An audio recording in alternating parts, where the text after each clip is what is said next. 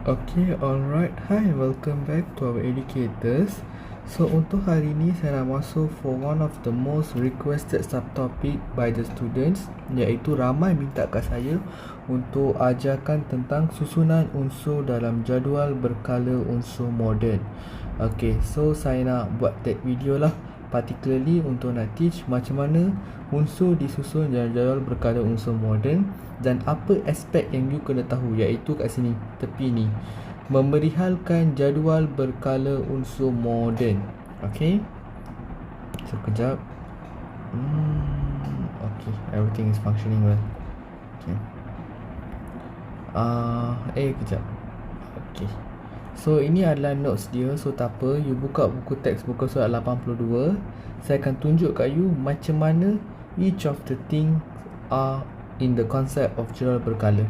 Okay, so sekejap. Okay, so now untuk pengetahuan you, jadual berkala unsur you ni kan, dia ada beberapa aspek yang you wajib faham dan tahu. Okay, so saya nak terus masuk kepada first point. Setiap unsur disusun mengikut tertib menaik nombor proton dalam jadual berkala unsur. Okey, ingat ni unsur ni kan, ni jadual berkala you. Kita susun setiap unsur, tak kisahlah helium ke, lithium ke, beryllium ke, magnesium ke, semua berdasarkan nombor proton dia. Kita tengok nombor proton dia bertambah dan kita susun. Dia macam tu. Kita akan susun macam ni lah. Ni nombor 1, ni nombor 2, ni nombor 3, nombor 4. Kita akan susun sebelah menyebelah. Faham? So, kita punya main aim adalah kita nak tahu that bagaimana, kalau orang tanya bagaimana unsur disusun, inilah jawapan dia. Bagaimanakah unsur disusun dalam jadual berkala unsur? Okay, so kalau anyone ask you this question, this is the jawapan yang bawah ni. Setiap unsur disusun berdasarkan tertib menaik nombor proton dalam jadual berkala unsur. Ingat mana-mana unsur pun kita wajib mention setiap tertib menaik nombor proton ni. Kita wajib mention tertib menaik nombor proton ataupun pertambahan nombor proton secara menaik. Tapi tu agak pening sikit lah, sebab buku teks pun dia guna tertib menaik. Kenapa kita expose the word tertib menaik? Sebab ramai antara kalangan pelajar still tak boleh membezakan apa itu tertib menaik, apa itu tertib menurun. So that is why it's like very crucial for us, either you tulis tertib menaik nombor proton ataupun pertambahan nombor proton pun boleh jugalah. Tu pun boleh juga. Tapi saya sangat recommend you tulis tertib menaik nombor proton, sebab buku teks guna tertib menaik nombor proton. Sebab rujukan utama kita adalah buku teks. So kalau buku teks kata tertib menaik, ikut dia tertib menaik tu. Jangan kata you tak faham apa tu tertib menaik. Itu dah kira satu kesalahan lah. Okay, by time you dah kena tahu. Okay, ingat tak just now saya kata you perlu memerihalkan tentang 4.2 ini. So you perlu memerihalkan 4.2 in terms of kumpulan. Nota penting ni. Okay, in terms of kumpulan dan juga color. You kena tahu apa tu kumpulan dan color. Okay, mari kita tengok jadual berkala you. Okay, ni jadual berkala. Okay, dia kata semua ke this side is kumpulan dan semua ke bawah ini adalah color. Okay, dia kata macam tu. Alright. Okay, dia tak ada apa tau. Dia apa dia nak tunjuk adalah, kan dia tunjuk macam ni kan. So nombor 1, 2, 3, 4, 5 ni yang semua macam ni saya tengah tunjuk dengan gambar cursor ni. This one all is the kumpulan. Okay, so dia dari atas ke bawah. Kumpulan ni kita baca dari atas ke bawah, while color ini kita baca dari kiri ke kanan. So kalau dia tunjuk color ni, kiranya dia mula this whole thing, yang mula dengan natrium ni sampai dah argon ni, semua ni color 3. Okay, sebab ni semua in the same color. So this is what color, this is not kumpulan. Okay, that's why ramai confused dengan diagram ni. It's not something about confused, it's just a mistake lah, that you tak tahu baca jadual berkala sebenarnya.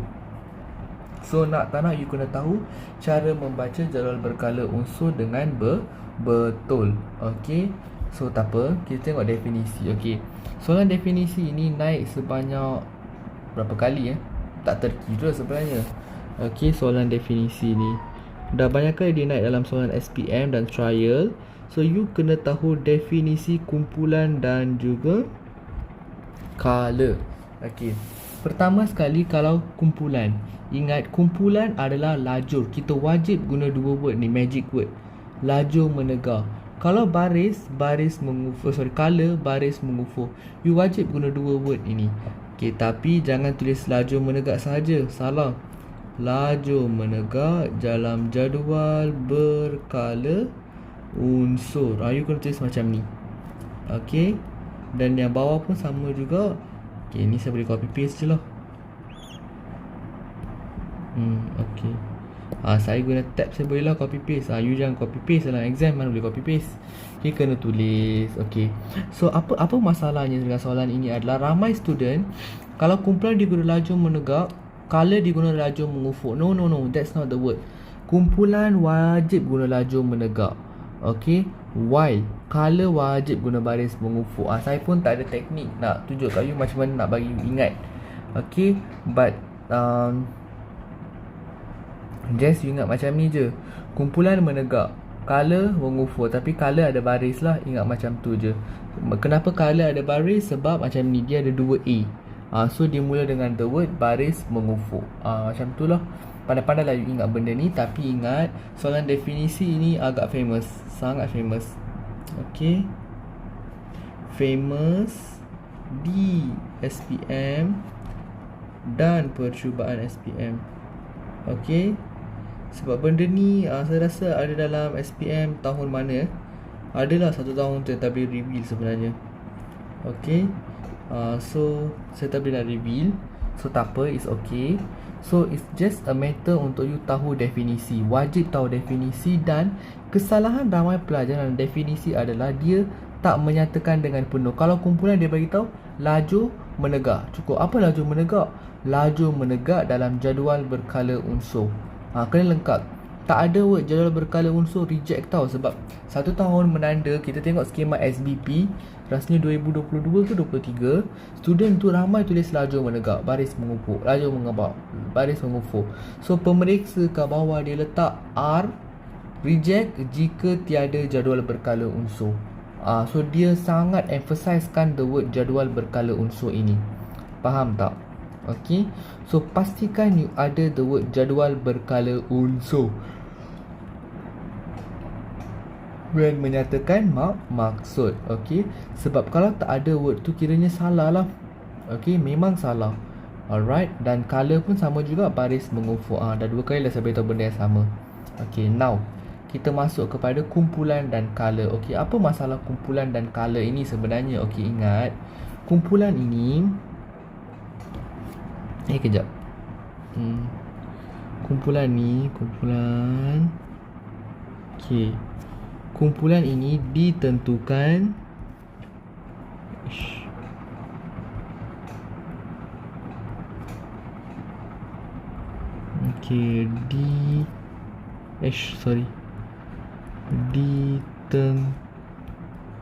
ditentukan berdasarkan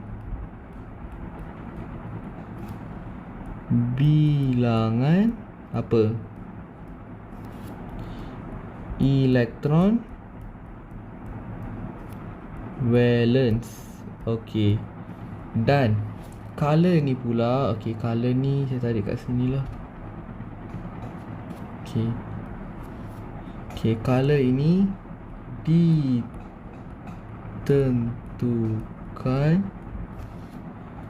berdasarkan bilangan petala berisi elektron. Tu je. Okay, that is how it works. So kumpulan ni kita tentukan dia berdasarkan bilangan elektron valence. So kalau elektron valence dia berapa tu kumpulan berapa. Okay, ingat dia ada satu rule untuk elektron valence ni. Dan color ini kita tentukan berdasarkan bilangan petala berisi elektron. So up to you now. nak ingat definisi dan kegunaan dia. Okay, tapi it's just a matter you boleh ingat ke tak boleh ingat sahaja. Okay, so cuba make it in your note. Okay, kejap saya nak tambah another one page. Okay, so ni untuk kumpulan ni, note ni. Okay, cuba tengok. Kalau unsur tu dia punya elektron valence 1 atau 2, dia either kumpulan 1 ataupun 2. While unsur tu kalau elektron valence dia 3 hingga 8, let's say lah dia di kumpulan 3, so you ambil bilangan elektron valence tambah dengan 10.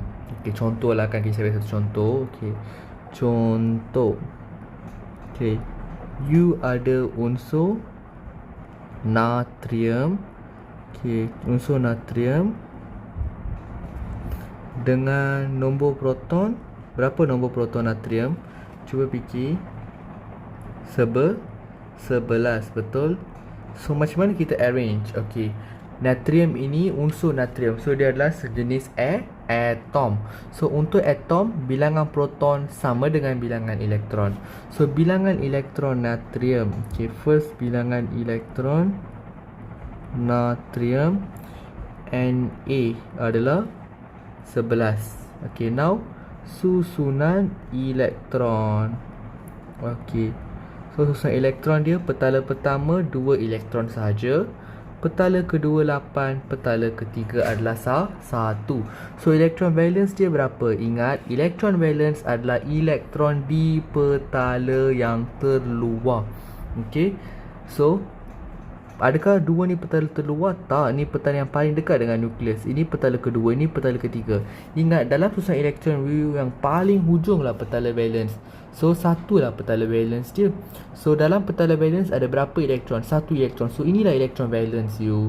So dia di kumpulan mana?